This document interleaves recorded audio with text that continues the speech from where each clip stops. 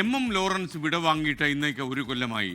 തൊഴിലാളി വർഗത്തിനൊപ്പം അവസാന ശ്വാസം വരെ നിലകൊണ്ട എം ലോറൻസ് പോരാട്ടങ്ങളുടെ ചരിത്രം എഴുതിയിട്ടാണ് കടന്നുപോയത്. നൂറു നൂറു പൂക്കളെ ചതച്ചരച്ച കാലമേ, വാടുകില്ല വീഴുകില്ല ഈ ചുവന്ന പൂവുകൾ.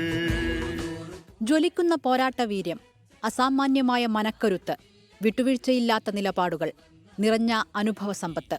പാർട്ടിക്കുള്ളിലും പുറത്തും പോരാട്ടത്തിന്റെ മറുപേരായിരുന്നു എം ലോറൻസ്. പറയാനുള്ളത് ലോറൻസ് പറഞ്ഞേ പോയിട്ടുള്ളൂ.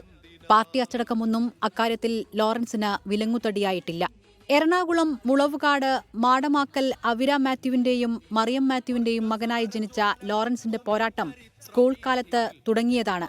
സ്വാതന്ത്ര്യസമരം നടക്കുന്ന കാലത്ത് ഷർട്ടിന്റെ പോക്കറ്റിൽ ത്രിവർണ്ണ പതാക കുത്തിയെത്തിയ ലോറൻസ് സെന്റ് ആൽബർട്ട് സ്കൂളിൽ നിന്നും പുറത്തായി. 1946 17-ാം വയസ്സിൽ കമ്മ്യൂണിസ്റ്റ് പാർട്ടിയിൽ അംഗത്വം. സമരപരമ്പരകളുടെ കുത്തൊഴുക്കിലേക്ക് എടുത്തുചാടിയ ജീവിതം.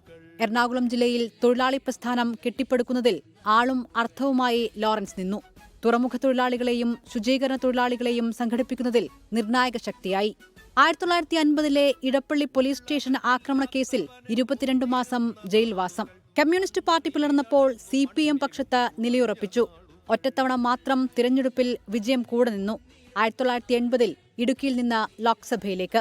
1986 മുതൽ 98 വരെ ദീർഘകാലം LDF കൺവീനറായി.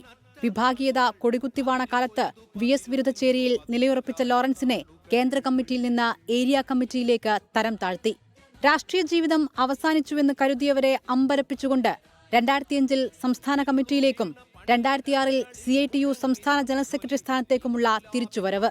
മറ്റുള്ളവർക്കായി സ്വയം കത്തിയെരിഞ്ഞ, എന്നും തൊഴിലാളി വർഗത്തിനൊപ്പം നിലകൊണ്ട നേതാവായിരുന്നു എപ്പോഴും എം ലോറൻസ്. എം ലോറൻസിന് 24-ന്റെ സ്മരണാഞ്ജലി. Research desk 24. പ്രവൃത്തിയും തമ്മിൽ കൂട്ടിയോജിപ്പിക്കാൻ മിനക്കെട്ട കമ്മ്യൂണിസ്റ്റ് നേതാക്കന്മാരിൽ ഒരാളായിരുന്നു എം ലോറൻസ്. അദ്ദേഹത്തെ നമ്മൾ ഈ അവസരത്തിൽ അനുസ്മരിക്കുന്നു. ലോകത്തെവിടെയായാലും ഏത് സമയത്തും 24 വാർത്തകളും ഓഗ്മെന്റഡ് റിയാലിറ്റി പാക്കേജുകളും എക്സ്പ്ലെയിനറുകളും വിശദമായി കാണാൻ ഞങ്ങളുടെ YouTube ചാനൽ നിങ്ങൾക്ക് സബ്സ്ക്രൈബ് ചെയ്യാം.